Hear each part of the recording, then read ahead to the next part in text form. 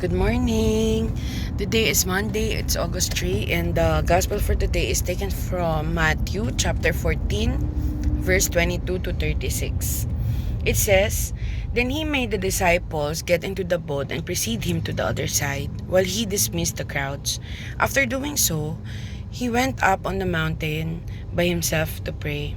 When it was evening, he was there alone. Meanwhile, the boat, already a few miles offshore, was being tossed about by the waves, for the wind was against it. During the fourth watch of the night, he came toward them, walking on the sea. When the disciples saw him walking on the sea, they were terrified. 'It is a ghost,' they said, and they cried out in fear. At once Jesus spoke to them. 'Take courage, it is I, do not be afraid.'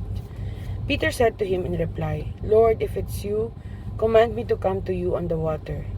He said, 'Come.' Peter got out of the boat and began to walk on the water toward Jesus.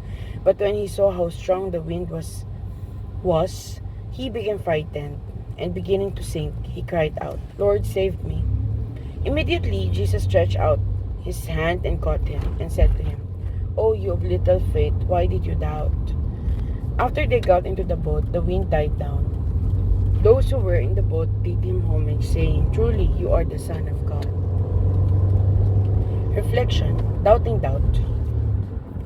The theologian Paul Tillich once said, "Doubt is not the opposite of faith. It is an element of it." Oftentimes we find doubting a negative aspect of Christian life. We stereotype it as a weakness in contrast to faith, which is often glorified among saints who are indirectly given the image of strong belief and trust in God. But in truth, the saints are great witnesses to the reality of being uncertain.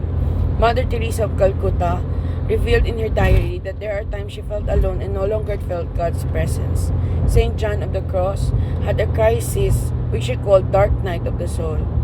These uncertainties, however, were the doors towards the fullness of their faith. Like in the Gospel, Jesus understands the level of faith his disciples have, and he saw promise in such infantile faith. He knows that their doubts would grow one day to become one of the most well-known canvases of complete trust in God.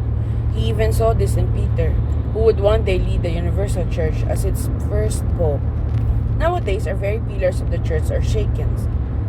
Doubt looms in every corner. May we see and accept both the commonality and importance of doubt the way Jesus did, to allow for strong waves of mistakes or misjudgments be the raging waters where calm faith can stand and walk. Indeed, certainty frequently calcifies into rigidity, intolerance, and self-righteousness, but know that it is doubt which can deepen, clarify, and explain. Question: do I easily give up on my faith because of doubt, or do I use doubt to deepen my faith in Him? Siguro ang ma-share ko is about doubting my own weakness, doubting my own strength pala, and doubting on others people's strength as well. So yun nga, parang we tend to judge, but because of those things, like in a situation or in one task, most parang because of your own standards, you see other people, baka hindi yan magawa, or hindi niya yan kaya.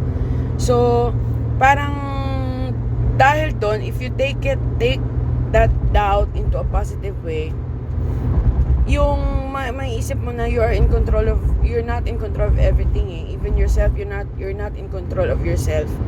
So, in the end, talagang babalik ka kay Lord You have to have faith in Him and trust in Him na, hindi ko to kaya, Lord. Ikaw lang talaga ang makakatulong sa akin para magawa ko or makomplete ko tong task na to. Yun nga, yung kay Isa nung nakapasa siya. It was actually, I always see it as a miracle. Kasi si Isa makulit yun Pero, alam mo yun, yung pinakita mo, finail muna siya at first. Pero in the end, God has allowed it na makapasa siya.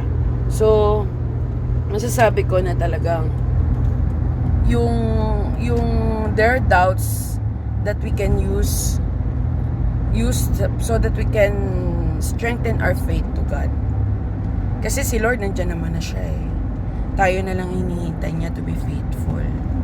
So, if you have any sharing, just type it in the comments and share it here.